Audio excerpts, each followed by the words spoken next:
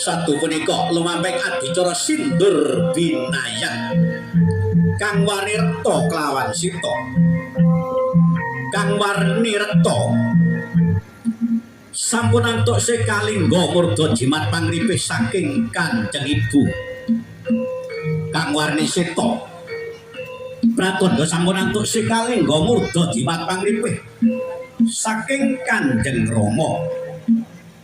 Kanjeng Rama bapa paeran saha gendong marang ingkang putra. Hamboyong ingkang putra arsa kalenggaken gading dampar kencana.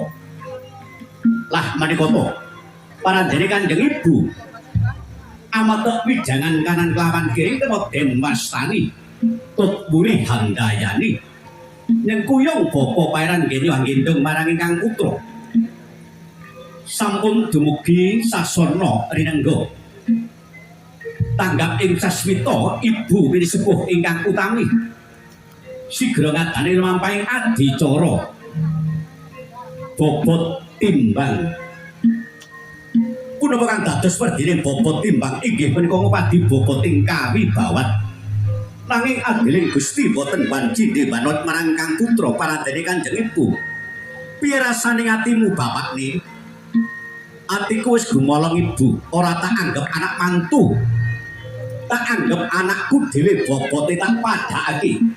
Syukur yen kados to mangkanten Kanjeng Rama. Parandene paripurna mampahing adicara bobot timbang. Dek. Bapak besan. Ya, mari ini. Enggak tadi. Lah menika to. Kanjeng Rama ngenya hambopong marang ingkang putra dalah ingkang putri. Sineged kang murwing kawi gantos ingkang jinarita. Paripurna tumapake adicara bobot timbang.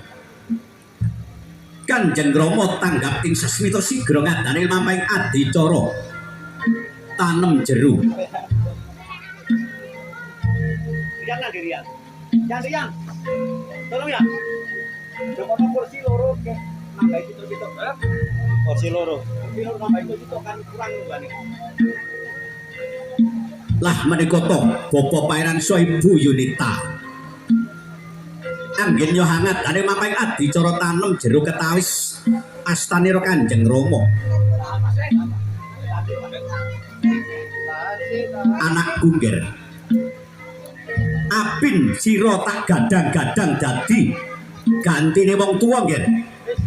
Sira bocah ganteng